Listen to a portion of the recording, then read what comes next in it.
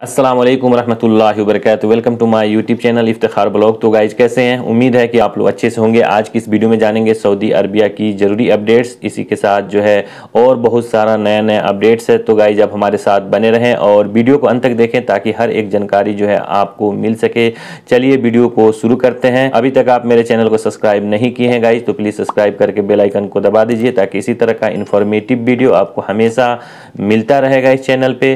तो चलिए वीडियो को शुरू करते हैं। सबसे पहला अपडेट सऊदी अरबिया के ट्रैफिक के तरफ से जारी हो रही है। ट्रैफिक डिपार्टमेंट ने ट्रक के हवाले से एक नया कानून का ऐलान किया है। डिपार्टमेंट की तरफ से जो भी ट्रक है उसका लिमिट बनाया गया है। अगर आप लिमिट से ज़्यादा ओवरलोड सामान लोड करते हैं तो उस पर जुर्माना लगाया जाएगा।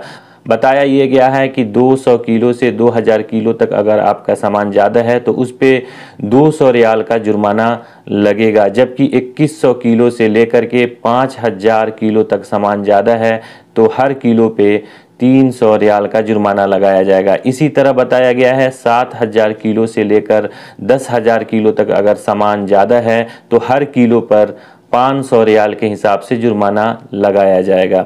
इसी तरह बताया गया है अगर 10,000 किलो से सामान ज़्यादा है तो हर किलो पर 800 रियाल का जुर्माना लगाया जाएगा। तो जो भी हमारे ट्रक ड्राइवर भाई हैं जो यहाँ पर काम करते हैं वो इसका ख्याल रखेंगे। ओवरलोड कभी आप लोडिंग नहीं करेंगे। बहुत बार ऐसा होता है कि यहाँ कुछ लोग पैसे के लिए, कुछ रियाल के लिए लोग ओवरलोड कर लेते हैं। तो गाइस ट्रैफिक डिपार्टमेंट की तरफ से ये आगाह किया गया है कि ओवरलोड पर जुर्माना लगेगा, तो आप ओवरलोड सामान लेकर नहीं जाएंगे, नहीं तो आप पे जुर्माना लग सकता है।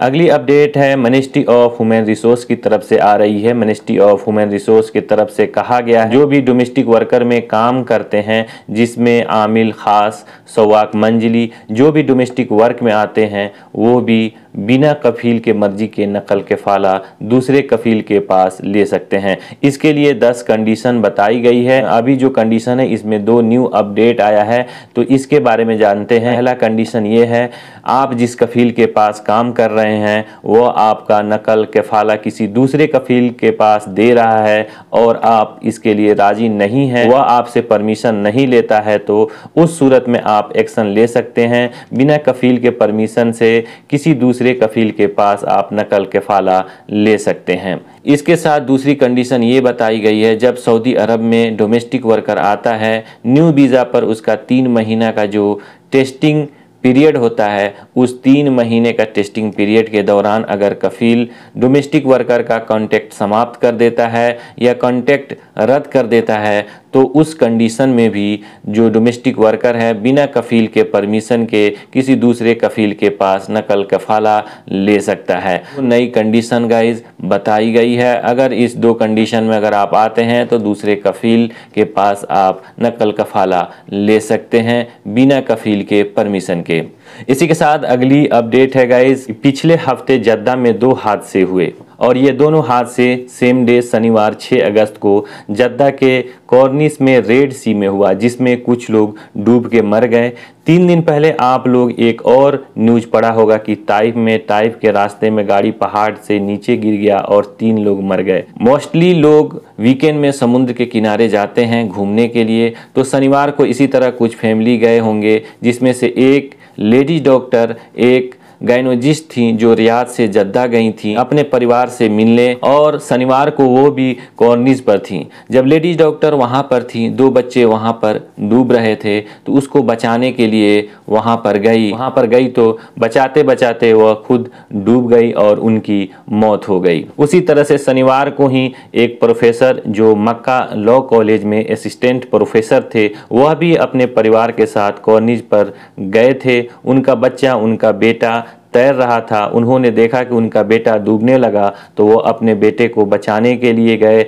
वह तो अपने बेटे को बचा लिए, लेकिन एक वेव आया और उनको लेकर चला गया और उनकी डूबने से मौत हो गई।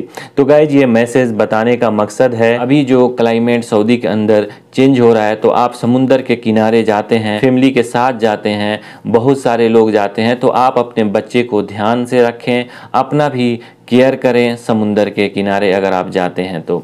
अगला खबर है, आपको मालूम है कि सऊदी अरबिया में बहुत ऐसा इलाका है जहां पर अभी बारिश हो रही है, बारिश की वजह से जो है बाढ़ आ गई है। इसी तरह सऊदी अरबिया के अंदर एक इलाका है वादी, जहां पर बाढ़ में 2 लोग डूब गए और उनकी मौत हो गई। अपडेट के मुताबिक बताया गया है कि एक इथियोपियाई शहरी है जो कि चौराहे के तौर पर सऊदी अरबिया में काम कर रहा था और यह बाढ़ के दौरान तैरने की कोशिश कर रहा था, जिसकी वजह से इसकी डूबने से मौत हो गई, जबकि एक और बंदा तुरबा के अंदर डूब के मर गया है। इसी के साथ अगला अपडेट है गाइज, मक्का पुलिस ने 41 घटनाओं का अंजाम देने वाला मसरी नागरिक को गिरफ्तार किया है।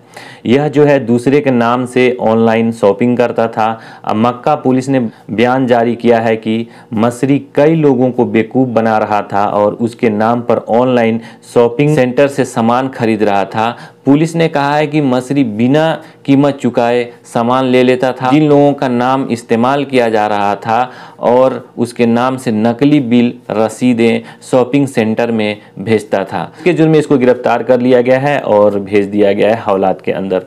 इसी के साथ अगला अपडेट है गाइज, बॉर्डर गार्ड फोर्स के प्रवक्ता कर्नल मुज़फ़्फ़र अल करीनी ने कहा है कि नजरान, जजान और असीर क्षेत्रों में सीमा बलों द्वारा हशीश और कद तस्करी के कई प्रयासों को नाकाम कर दिया गया है। सीमा बल के प्रवक्ता ने बताया कि 69 टन 689 किलो कट मादक की तस्करी के प्रयास में 1 टन 618 किलो हशीश को नाकाम कर दिया गया। बॉर्डर गार्ड के फोर्स ने तस्करी के आरोप में 70 लोगों को गिरफ्तार किया है। इसमें से 33 सऊदी अरब के हैं और 37 घुसपैठिए हैं। घुसपैठिए में 17 यमन के हैं और 20 इथियोपियाई हैं। तो गाइज यही था आज का कुछ ज़रूरी अपडेट्स जो मैं आप लोगों के साथ शेयर किया। अगर वीडियो अच्छी लगी तो वीडियो को लाइक करें। अभी तक आप मेरे चैनल को सब्सक्राइब नहीं किए हैं तो प्लीज़ सब्सक्राइब कर लीजिएगा, ताकि इसी तरह का इन्फॉर्मेटिव वीडियो आपको हमेशा इस चैनल पे मिलता रहे। चलिए फिर मिलते हैं नेक्स्ट अपडेट में। अगर आपका कोई सवाल है तो कमेंट बॉक्स में मैसेज करेंगे, इंशाल्लाह टाइम मिलते ही मैं इसका रिप्लाई दूंगा। चलिए फिर मिलते हैं नेक्स्ट अपडेट में। अस्सलाम वालेकुम व रहमतुल्लाहि व बरकातहू। अल्लाह हाफिज़।